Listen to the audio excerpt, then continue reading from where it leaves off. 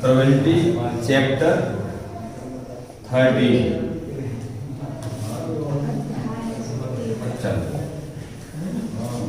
इसको सबसे पहले पढ़ेंगे हम कंडीशनल प्रोबेबिलिटी। Conditional probability. अब क्लास 11th में आपने बस एक बात सीखी थी पूरी प्रोबेबिलिटी में, सैंपल स्पेस क्या होता है और इवेंट के टाइप्स कितने होते हैं। Simple event, sure event, impossible event, exclusive event और इंडिपेंडेंट इवेंट, बहुत से पढ़े होंगे आप, ठीक है ना।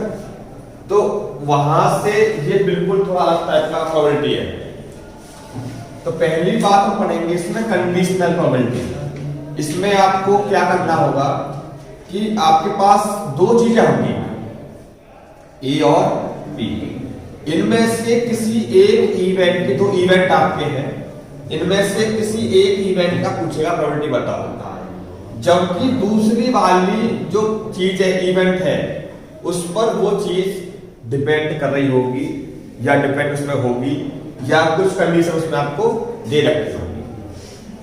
इसमें सिंबल क्या लिखने का, लिखा हुआ है आपका PA/B। इसको पहले सीखते पढ़ना कैसे है इसको। इसका मतलब यह है कि probability of A while B has already occurred। Probability किसका है, इसका है।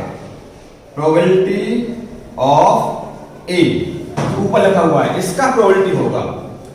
जो B क्या है, ये आपका ऑलरेडी अकर्ड हो चुका है। दो इवेंट है, एक घटना पहले घट चुकी है, तब कोई दूसरा इवेंट है वो घटित हो रहा है, तो इसकी घटना की प्रोबेबिलिटी क्या होगी। बी का मतलब क्या है, बी हैज ऑलरेडी अकर्ड। या इसको बोल देते हैं कभी कभी कि giving that B has already occurred, ये काम हो चुका है तो इसकी प्रोबेबिलिटी क्या होगी। जैसे ये समझते हैं, मान लो हमारे पास एक पूरी गड्डी, काफी गड्डी है, उसमें से आपने मान ली 4 इक्के निकाल लिए, तब एक पत्ता निकाला तो पत्ता बादशाह होगा, किंग होगा, क्या प्रोबेबिलिटी है। यहाँ पर दो काम हुए, एक कुछ काम पहले हो चुका है वो बी हो गया, फिर निकाला जा रहा है ताश की गड्डी से पत्ते निकाले जा रहे हैं, ठीक है ना। तो ये हुई इसका लिखने का तरीका, probability of A upon B। यदि B अपॉन A लिख दिया गया होता तो इसकी प्रोबेबिलिटी है ये काम पहले हो चुका है। अब इसको निकालते कैसे हैं, इसके लिए लिख लो आप probability of A upon B equal to probability of A intersection B upon PB।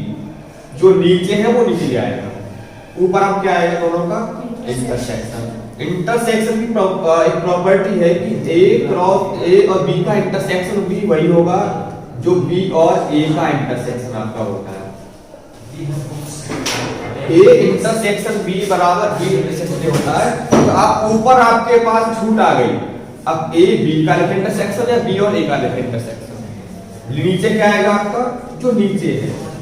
जैसे probability of B upon A में A कर देता तो probability of A intersection B बटे PB कर देता।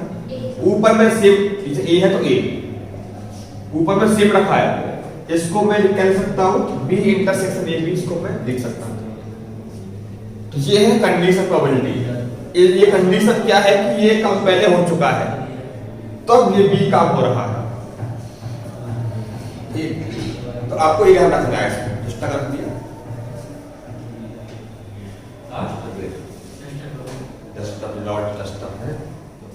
तो प्रोबेबिलिटी A अपॉन B और प्रोबेबिलिटी B अपॉन A आपने देख लिया। यहां से एक बार और सीख जाएंगे, probability of A upon B का मतलब हमने पढ़ा है अभी की probability of A intersection B upon PB। जब बनाएंगे सैंपल स्पेस तो एक बात इसमें और लिख सकते हैं कि प्रोबेबिलिटी का मतलब क्या है कि सैंपल स्पेस में कुल कितने एलिमेंट आपके आ रहे हैं वो और आपके फेवर में आ रहे हैं वो दो देखने पड़ेंगे। जैसे मान लो मैंने डाइस रोल किया तो सैंपल स्पेस में कितने टर्म आपके पास आएंगे 4 5 6। 2 का मल्टीपल आने की प्रोबेबिलिटी क्या है 2 का मल्टीपल 1 2 3 3/6 कर देंगे आप कि number of element in sample space दिया। तो इस प्रोबेबिलिटी को कन्वर्ट कर सकते हैं आप नंबर ऑफ एलिमेंट के हिसाब से। इसका मतलब हो जाएगा number in A intersection B. A intersection B में कितने एलिमेंट आपके आ रहे हैं number in the intersection of A intersection B. Probability B का इसका मतलब हो जाएगा आपका एन बी। इस एन का मतलब क्या है जब आप ए इंटरसेक्शन बी निकालेंगे तो उसमें कुल कितने आपके एलिमेंट आपके पास आएंगे नंबर्स या element in A intersection B. इसका मतलब इसका मतलब क्या है numbers in a set B. तुम दोनों अलग बैठ जाओ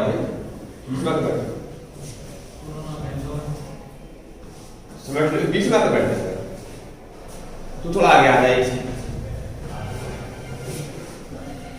तो आप इसको ऐसे भी कर सकते हैं probability of A upon B बराबर N A intersection B upon N B भी लगा सकते।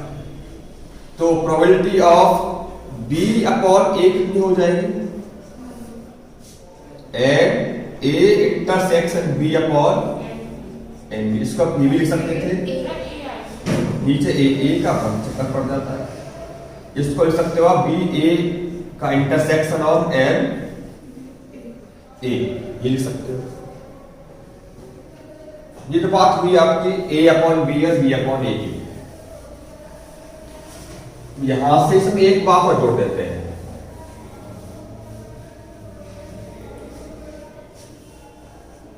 चलो अब आप सवाल देखो। एक्सरसाइज पहली जो है इसमें जो टफ सवाल होंगे हम सब करवा देते हैं। तो सवाल देखते हैं इजी सवाल है एक्सरसाइज 13.1 सवाल number 1। Giving that E and F are two event. इसमें आपको पीई पता है कितना 0.6 है पी एफ पता है आपको 0.3 है पीई इंटरसेक्शन एफ पता है 0.2। तो पीई अपॉन एफ पूछा गया है फाइंड पीई बाई एफ। तो इसका मतलब क्या हो जाएगा देखो पीई बाई एफ बराबर probability of E intersection F by P F. दोनों का क्या इंटरसेक्शन का प्रोबेबिलिटी 0.2 बाई पी एफ 0.3। कितना आंसर आपका आ गया 2/3। फिर पूछ रहा है वो आपसे पी एफ बाई ई कितना होगा तो ऊपर कितना आएगा same probability of E intersection F by P E हो जाएगा। ये तो 0.2 है पी कितना है 0.6 है तो 1/3 ये कर सकते हैं। तो ऐसे आप देखेंगे तो शुरू के आपको 4 सवाल ऐसे ही मिल रहे हैं। स्टार्टिंग में जो 4 क्वेश्चंस हैं वो सवाल कैसे हैं ऐसे ही आपको ए दे रखा है बी दे रखा है तो पूछ रहा है। चलो सवाल नंबर 5 भी सेम टू सेम ऐसा ही है। पी ए पता है पी भी पता है पी ए यूनियन बी पता है। चलो थोड़ा अलग कर दिया इसको। 5वां क्वेश्चन पी ए कितना है इसमें 6/11 पी बी कितना है 5/11 और पी ए यूनियन बी पता है आपको इसमें 7/11। पूछ रहा है आपसे कि पी ए इंटरसेक्शन बी क्या होगा फिर पी ए बाई बी क्या होगा पी बी अपॉन ये सब पूछा गया है। हमें पी ए अपॉन बी या बी अपॉन ए निकालने के लिए आवश्यकता पड़ेगी पी ए इंटरसेक्शन बी की। वो बस है नहीं तो पहले हमें वही निकालना पड़ेगा। हमारे पास गिवन क्या क्या है पी ए है पी बी है और पी ए बी का यूनियन है। तो यूनियन वाला फॉर्मूला आपने पढ़ा होगा कि ए यूनियन बी बराबर A plus B minus A intersection B. तो इसको कन्वर्ट कर देते हैं पी के साथ। Probability of A union B बराबर probability of A plus probability of B minus probability of A intersection B. अब ये आपको पता है कितना 7/11। पी ए कितना है 6/11। पी बी 5/11 माइनस ये नहीं पता मुझको, निकल जाएगा। इसको धर ले आओ पी ए इंटरसेक्शन बी को, ये कितना हो गया 11/11 माइनस 7/11 तो 4/11 ये मिल गया आपको। अब निकल जाएगा, ये तो आपके पास निकल के आ गया है 4/11।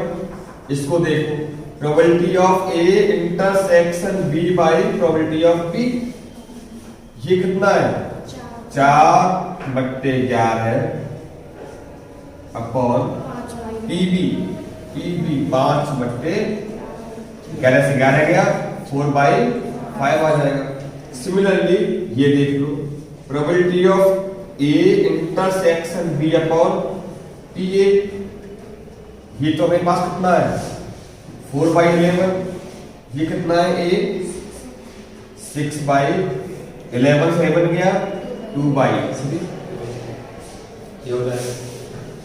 तो ये सवाल भी आसान हो गया। अब सवाल नंबर 6, 7, 8 ये कुछ अलग टाइप के सवाल हो गए। इसमें अब तक तो आपको ए बी ई एफ सब देखा था, केवल क्या पूछता था आपसे कि प्रोबेबिलिटी निकाल के देखा। अब इसमें देखो सवाल नंबर 6 की बात कर रहे हैं। एक कॉइन इज टॉस 3 टाइम्स, तो एक कॉइन को टॉस करेंगे 3 टाइम्स तो हमारे पास सैंपल स्पेस क्या बनेगा head tail head tail head head tail tail head head head head head tail tail tail. 3 बार हेड लिख लो, कितने कॉइन के पास है 3 कॉइन थे, 3 बार हेड हेड लिख लिया।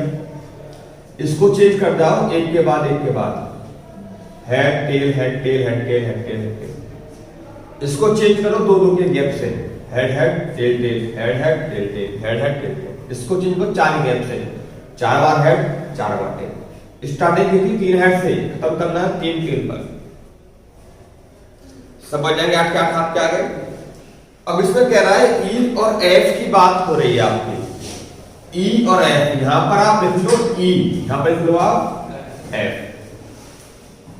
हमको पता लगाना है probability of E by F. E को डिफाइन करना है वो head on third toss. E का मतलब क्या है 3rd नंबर के टॉस पर क्या आना चाहिए हेड। तो ये मान लो आपको फर्स्ट टॉस हो गया, सेकंड टॉस और थर्ड टॉस। थर्ड पे हेड आना चाहिए, हेड आ गया हेड आ गया हेड आ गया। और ये टिक वाले क्या शो कर रहे हैं ई को, जहां जहां ई आपका आ रहा है। एफ में क्या है एट मोस्ट 2 हेड्स, मतलब अधिकतम 2 हेड आ सकते हैं।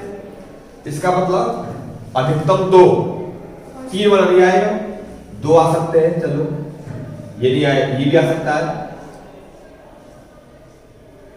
बता अधिकतम 2 हेड आ सकते हैं, 0 आ सकता है हेड, 1 आ सकता है या 2 आ सकते हैं। 3 वाला हेड वाला आपको नहीं लेना है। अब यहां पे एक काम करो आप, पहला काम सैंपल स्पेस लिख दीजिए। इसमें क्या तुम क्या लिखोगे हेड हेड हेड, जो बीच वाला है वो सैंपल स्पेस है। पूरा सुधार दो गया एट मोस्ट है हेड। इसमें सवाल कौन सा पढ़ दिया ये मिक्स कर दिया। तो सवाल एफ को सही से कर लेते हैं हेड ऑन फर्स्ट 2 टॉसेस, ये गलत हो गया है।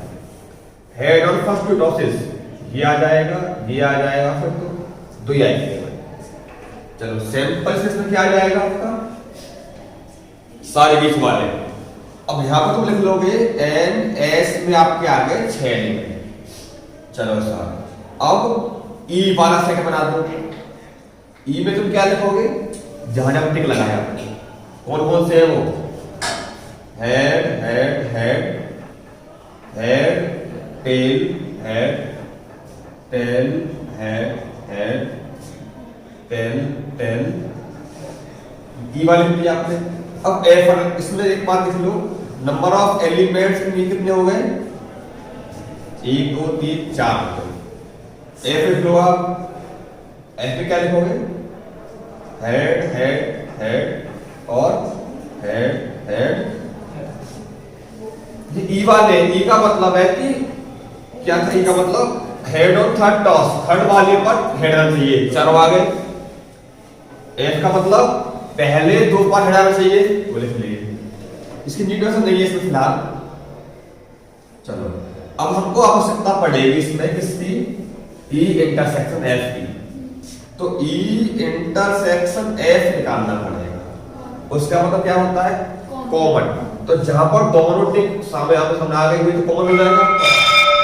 कॉमन कितना है इसका आपका? लिख दोगे ऐसे। अब number in the set E intersection F कितने हो गए? 1। इसका मतलब एक ही एलिमेंट कैसा है इसमें केवल। अब लगा दो फॉर्मूला। तो probability of E upon F बराबर P E intersection F by P F. क्या हमारे पास एक फॉर्मूला और है?